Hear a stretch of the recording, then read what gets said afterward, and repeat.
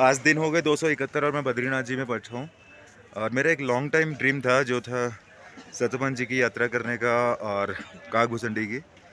तो बद्रीनाथ जी में मेरे को सोमेश भाई मिले हैं। सोमेश भाई भी साइकिलिस्ट हैं। इन्होंने कहा अभी 12 ज्योतिर्लिंग के लिए जा रहे हैं। पहले कश्मीर टू कन्याकुमारी 2 बार करके आ चुके हैं और ये फुलारी भी हैं।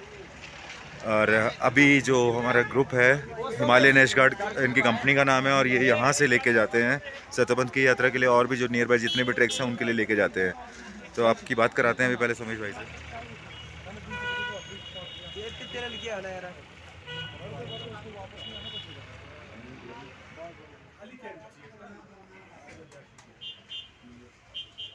जो सतपंथ की ट्रैक है, सतपंथ की ट्रैक 5 से 6 दिन की ट्रैक है। इसमें हमारे 3 पॉटर लगेंगे और एक गाइड।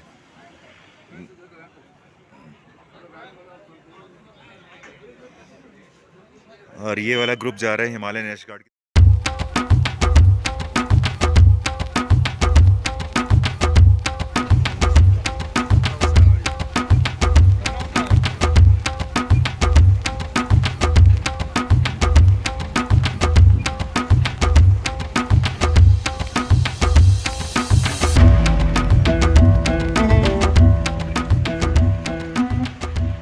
जय। सबसे पहले तो आप सभी का स्वागत है, आदर एवं सम्मान है। आप सभी लोग एक ऐसी यात्रा करने जा रहे हो जिस यात्रा का वर्णन स्कंद पुराण में लिखा गया है, सतोपंथ स्वर्गारोहणी यात्रा। इस यात्रा का मैं छोटा सा आपको एक वर्ड बता दूं कि इस यात्रा का महत्व क्या है। इस यात्रा में कहते हैं कि एकादशी एक ऐसा पर्व आता है जिस दिन स्वयं भगवान ब्रह्मा, विष्णु और महेश जी उस दिव्य सरोवर में स्नान करने आते हैं। वो आज भी प्रमाणित है वो स्कंद पुराण में। और 5 पांडवों में से सतोपंथ एक ऐसी जगह है, 5 पांडवों में जब 5 भाइयों में से सिर्फ भीम जी उस जगह पे जाकर उन्होंने अपने प्राण देह त्याग दिए थे और युधिष्ठिर जी जो वहाँ से स्वर्ग गए थे। हमारे जो कथाएं में आते हैं कि जब हमारे पूर्वज कहा करते थे कि इस यात्रा को करने के लिए स्वयं देवता भी मनुष्य रूप धारण करते थे कि किस कठिनाइयों से इस यात्रा को करना है, क्या इसमें दुख दुविधा आती है, तो ये एक मनुष्य जीवन में ही पता लगता है। और आप उस यात्रा को करने जा रहे हो, सबसे पहले तो ये आपके सौभाग्य की बात है कि आप सतोपंथ स्वर्गारोहणी एक ऐसे दिव्य स्थान पर, उत्तराखंड का सबसे स्पिरिचुअल ट्रैक है। ये ट्रैक बहुत सारे हैं पर ये एक ऐसी यात्रा है जिस यात्रा का महत्व भी है। इस यात्रा को आपको बिल्कुल भी आप ऐसा मत सोचना मन में कि हम सिर्फ ट्रैक पर्पज से जा रहे हैं, खाना है पीना है, नहीं। वहाँ भक्तिमय आप ढंग से जा रहे हो, भगवान का ध्यान, नारायण जी का स्मरण करते हुए जाना है। ओम नमो भगवते वासुदेवाय रोज सुबह जाप करते हुए। देखिए, जितना हम कर्म करेंगे, जितना हम अपने मन में भगवान के प्रति भावना रखेंगे, उतनी ये यात्रा आपको ईजी लगेगी। मन में बिल्कुल भी टेंशन मत लेना। ये यात्रा इतनी कठिन भी नहीं है और इतनी सरल भी नहीं है। बस मन में ये भाव रखना है कि इस यात्रा को पूर्ण रूप से करना है। हमारे साथ हमारे देव जो गाइड हैं आपके, बस ये है कि इनका जो भी कथन रहेगा आपको मानना पड़ेगा। टाइम से आपको जो भी खाना चाहिए, शेड्यूल आपको बता दिया जाएगा। सुबह गर्म पानी, रात को गर्म पानी, जो भी आपको खाने का हो ये आपको पहले बता देगा। सुबह का मॉर्निंग फूड थोड़ा हैवी लीजिएगा, रात को थोड़ा कम लोगे तो कोई दिक्कत नहीं होगा, क्योंकि सुबह का हैवी फूड आपको चलने में बहुत अच्छा लगेगा। और सतोपन जाके उस कुंड में स्नान जरूर करना। वो ऐसा दिव्य सरोवर है कि जहाँ भगवान जिस सरोवर में नहा रहे हैं, तो साक्षात हम तो एक मनुष्य हैं, हम तो तुच्छ मनुष्य हैं, हम उनके सामने कुछ भी नहीं है। पर उस दिव्य स्थान में एक भावना होती है, उस भावना के तहत उसमें स्नान करके, ध्यान करके उस यात्रा को सुगम तरीके से आप बद्रीनाथ लौटेंगे। भद्रम करो तो सततम बद्री विशालम। भगवान बद्री विशाल जी आपकी यात्रा पूर्ण करें। बोल भगवान बद्री विशाल की जय। हर हर महादेव।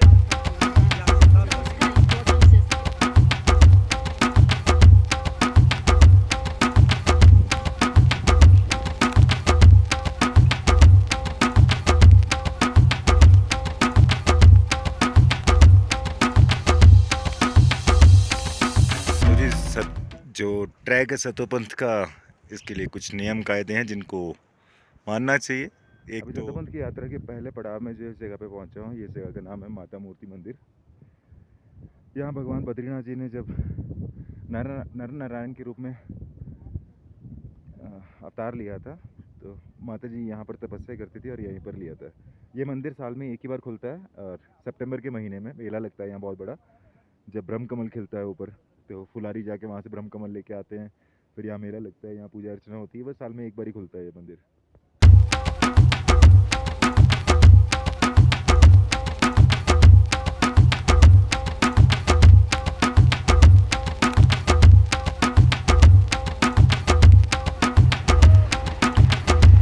एक सेकंड दीजिए।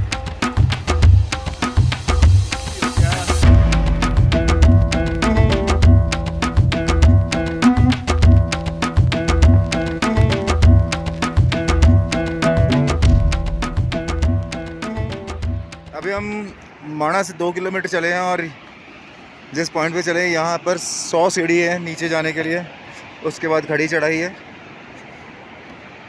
और आज का जो कैंप लगेगा, अच्छा आज का जो कैंप है वो 6 किलोमीटर पे लगेगा लक्ष्मी वन पे। ये वो सारी 100 सीढ़ी नीचे तक जाना है।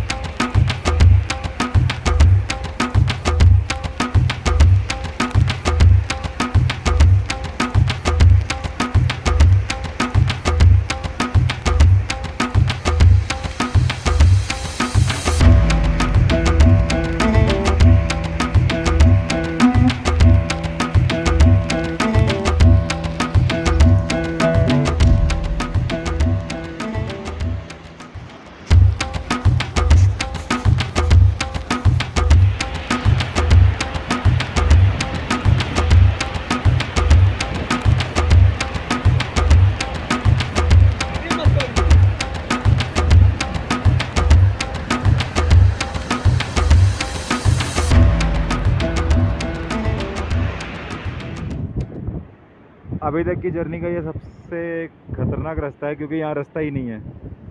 ये रास्ता बनाया हुआ था, बट यहाँ लैंडस्लाइड बहुत ज़्यादा होती है। ये देखो कैसा लगा बंधु, मजा आया खूब। जय बद्री विशाल।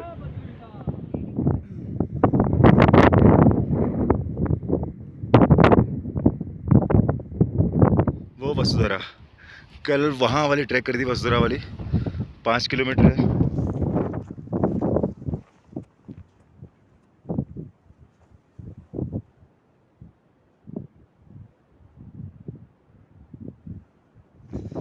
अभी देव भाई बाकी ग्रुप को लेके आएंगे, क्योंकि उसमें काफ़ी ओल्ड एज हैं बंदे, 2 लेडीज़ हैं, एक 50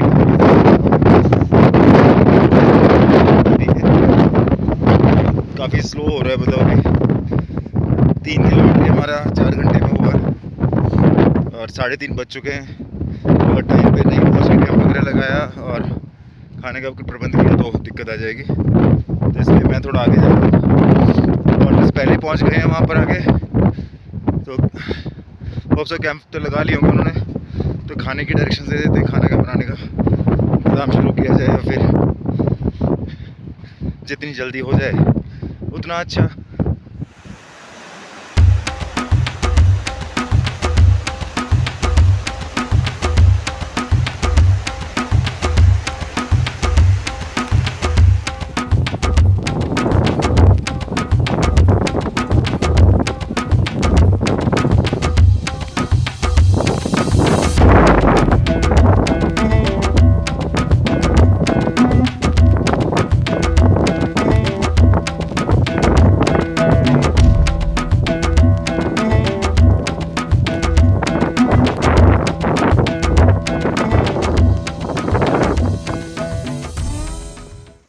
अभी यहाँ से लक्ष्मी वन रह गया है 1 किलोमीटर, और आज का पड़ाव लक्ष्मी वन में होगा और लक्ष्मी वन में ही रुकेंगे। लक्ष्मी वन में का नाम काफ़ी फेमस है। लक्ष्मी वन में जो पेड़ मिलते हैं वो भोजपत्र के पेड़ मिलते हैं। तो अगर आपने पुराने टाइम पे देखा होगा, जो लिपियाँ लिखी जाती थी या पुराने वेदों की संरचना जिन चीज़ों के ऊपर हुई है, तब पेपर तो होते नहीं थे, तब ये भोजपत्रों के ऊपर लिखा जाता था। तो जो महर्षि व्यास की व्यास गुफा जो है यहाँ पर माणा में, जहाँ पर बैठ के महर्षि व्यास ने संरचनाएं की थी, उन्होंने भोजपत्र यहाँ से मंगाए थे, यहाँ से भोजपत्र लेके गए थे और उनके ऊपर लिखा गया था। तो इनका काफ़ी महत्व है यहाँ पर। बाकी मैंने आज तक ज़िंदगी में देखे नहीं भोजपत्र होते कैसे, तो अब रियल लाइफ में देखते हैं कैसे हैं और दिखाते हैं आपको भी।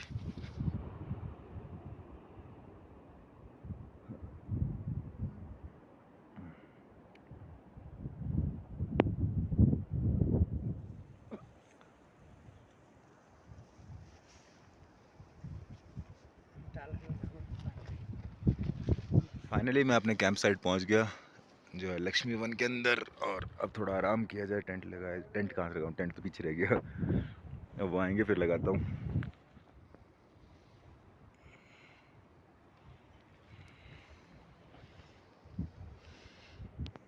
पहले काम करने जा रहे हैं भोजपत्र देखने, तो अभी आपको दिखाते हैं भोजपत्र कैसे है। और इसमें कुछ कॉमेडी भी हो गई मेरे साथ, वो भी बताऊंगा अभी। लिए थोड़ा थोड़ा करके ना, और थोड़ा और ऊपर चढ़ना पड़ेगा। अभी ऐसे यहाँ पर जॉइंट है तो ये नहीं निकलेगा, फट जाएगा।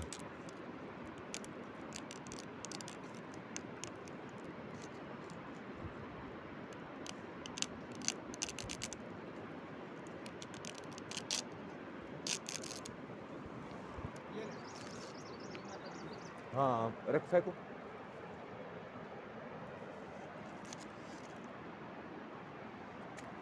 हमें ये सबसे ऊपर की जो तह निकालोगे ना तो वही निकलेगी।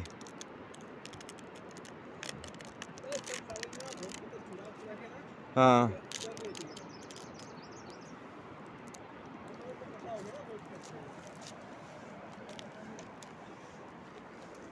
पर ये देखो, ये जो भी सबसे बड़ा निकाला है वो ये रहा।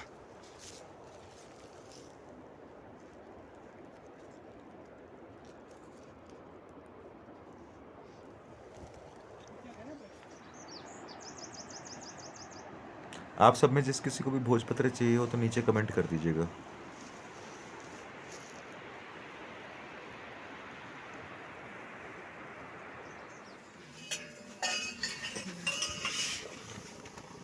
दादा चल रहा कार्यक्रम? हाँ जी सर, चल रहा है। किचन का सेटअप बड़ा सही बनाया है यार।